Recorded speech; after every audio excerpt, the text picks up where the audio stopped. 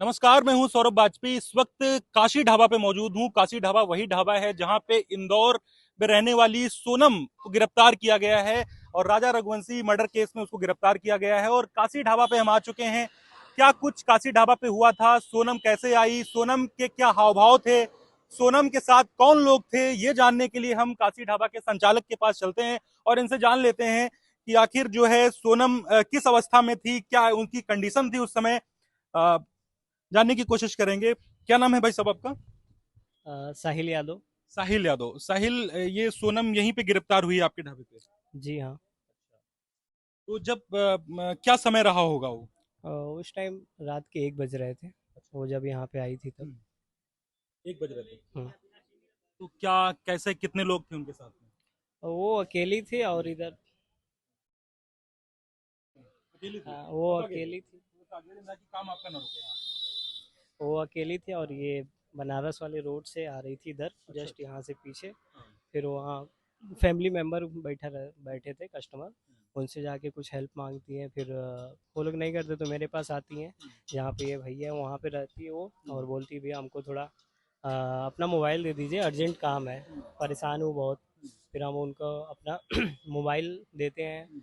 वो अपने family member पे किसी कॉल लगाकर बात करती है। अब कुछ देर ही बात करती हैं, 10 से 15 सेकेंड, और फिर वो बहुत ज़्यादा भावुक हो जाती हैं और बोल नहीं पाती, रोने लगती है। अच्छा। जी तो बात करने के हाँ, दौरान मतलब एक आप ये होता। गौर कर रहे थे? जी जी। आपसे फोन मांगा है सोनम ने? हाँ तो आपने फोन दिया? आजकल लोग बड़ा संकोच हाँ। करते हैं तो फोन देने में, आपने सोचा एक्चुअली नहीं वो कुछ? लेडीज़ थी और दूसरी बात रात का भी समय था तो तो आपने सोचा मदद हाँ कर दो। हाँ, मदद। और जानते हैं आज का माहौल, तो हाँ उसकी वजह हाँ। से मुझे फिर जितना हुआ मैंने किया। उसके बाद उनकी फैमिली से हम बात किए कि मतलब कहाँ पे कॉल लगा है, तो उन्होंने बताया कि इंदौर में लगा है और मैं इसका बड़ा भाई बोल रहा हूँ। तो फिर उसके बाद मैंने यहाँ का एड्रेस उनको बताया। फिर वो बोले कि ठीक है अभी हम आपको कॉल करते हैं। ठीक है। उसके बाद फिर वो पानी मांगती हैं कि भैया पानी दे दीजिए, बहुत प्यास लगा। फिर हम उनको पानी देते हैं और वहाँ बोल देते हैं दीदी आप वहाँ पे बैठ के आराम करिएगा। फिर हम उसके बाद फिर उनके भाई का नेक्स्ट दोबारा कॉल आता है तो बोलते आपके हैं। नंबर पे? हाँ जी, मेरे नंबर पे। क्योंकि आपके नंबर से ही फोन किया गया था। जी जी, मेरे नंबर पे। तो फिर वो बोलते हैं कि मतलब उनसे बात कराने को। हम उनसे बात करा तो बोलते हैं कि टेंशन मत लो, हम वहाँ से निकल रहे हैं। फिर मेरे सोनम से। के भाई ने कहा? हाँ, सोनम के भाई से। फिर उन्होंने मेरे से कहा कि आप लोकल थाने पे कॉल करके इन्फॉर्म दे दीजिए कि ये शिलोंग से रिलेटेड केस है, आप यहाँ पे आ जाइए। फिर हम 112 पे कॉल करते हैं, पुलिस वाले आते हैं 20-25 मिनट बाद। फिर जो सीनियर लोग होते हैं वो लोग भी आते हैं, फिर उनको यहाँ से ये तीन बात बजे किसने कही आपसे? सोनम के भाई ने आपसे कहा कि पुलिस को इन्फॉर्म कर दो? जी जी, ये बात अच्छा। उन्होंने ही मुझे सोनम बताई। अकेली थी उस दौरान? हाँ, उस टाइम रात के 1 बजे? रात के 1 बजे। किससे आई थी सोनम आपके ढाबे पे, किस वाहन से आई थी? अ, कुछ आइडिया? बता तो नहीं सकते, मेरे अच्छा, ऐसा ढाबे है। पे तो वो पैदल ही आई थी। अच्छा। और उनसे पूछे तो वो बता रही थी कि मतलब किसी ने वहाँ पीछे ड्रॉप किया था। हाँ। बस यही है। अच्छा साहिल, वैसे अमूमन होता है आपके यहाँ रात में 1 बजे कोई अकेली महिला आती है, ऐसा कभी होता है? ऐसा तो नहीं होता है। आपको थोड़ा सा संदेह हुआ था? जी, हमें उस टाइम फर्स्ट टाइम देखने पे यही लगा था कि कहीं इनके साथ कुछ गलत ना कुछ हुआ गलत हो। हुआ कुछ हो। गलत करके किसी ने यहाँ पे ड्रॉप कर दिया हो, ऐसा उस अच्छा। टाइम माइंड में चल रहा था। अच्छा साहिल, जब सोनम को आपने प्रथम दृष्टया देखा है तो उनका जो हाव भाव था, कैसा लग रहा था? मतलब नॉर्मल लग रही थी, लग रहा था कि परेशान है?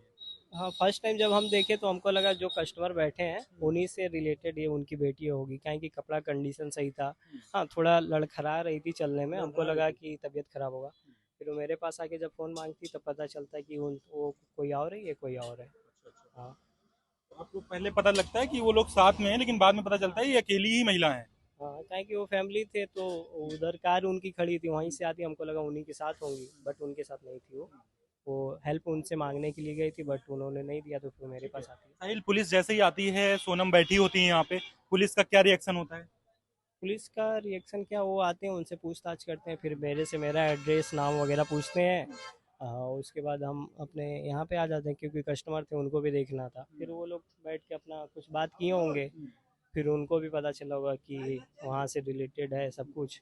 तो फिर 3 बजे के आसपास वो उनको लेके चले जाते हैं। 3 बजे के आसपास, मतलब 1 बजे आपके दो ढाबे, घंटे रात में 1 बजे आती है सोनम आपके ढाबे पे अकेली, आपसे मदद मांगती है, मोबाइल दे दीजिए, भाई को फोन करती है इंदौर में, फिर पुलिस आती है, पुलिस आने के बाद में फिर 3 बजे जो है सोनम को लेके चली जाती है। पुलिस कितनी देर तक रुकती है आपके ढाबे पे?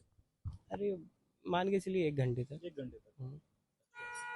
तो आपको साहिल पता चला था कि ये मर्डर किया है इन्होंने ऐसा? नहीं, ऐसा तो उस टाइम वो उनका मेंटली बहुत ज़्यादा डिस्टर्ब लग रही थी एक्चुअली, वो भी सदमे में बहुत ज़्यादा थी और रो रही थी। कम से कम यहाँ से जाने के बाद वो आधे घंटा वहाँ पे रो रही थी और वो जो लेडीज़ थी उनको समझा रही थी कि टेंशन मत लो, सब सही हो जाएगा। लेडीज कौन थी?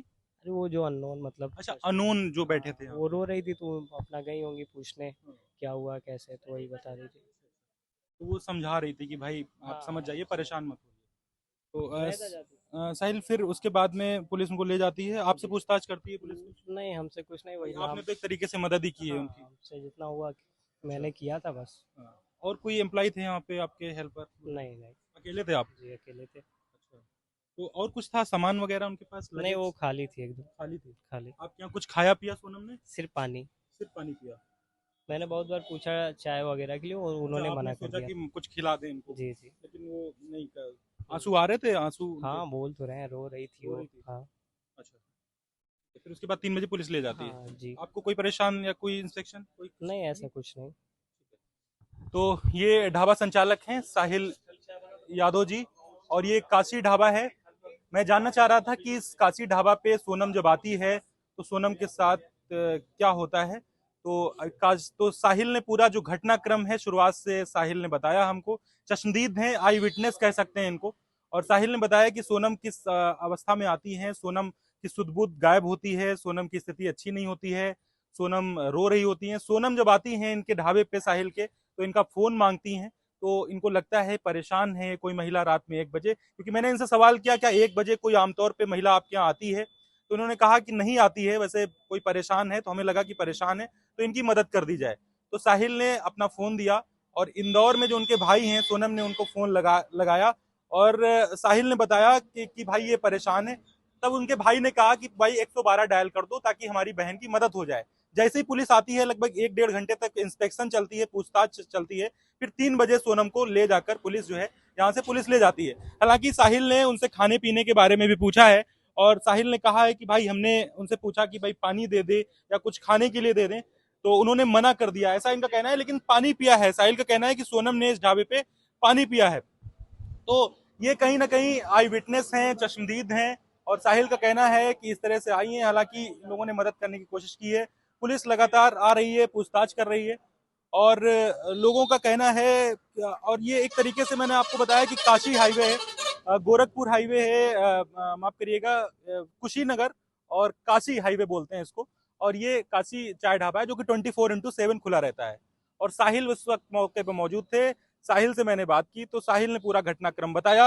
हालांकि अभी भी बड़ी गुत्थियां हैं, बड़े रहस्य हैं कि आखिर उसके पीछे क्या था। हालांकि जो पहला जो प्रथम दृष्टया जो बात सामने आ रही है तो उसके लवर को लेकर आ रही है, उसके प्रेमी को लेकर आ रही है कि जो सोनम का प्रेमी था उसको लेकर उसका अफेयर था।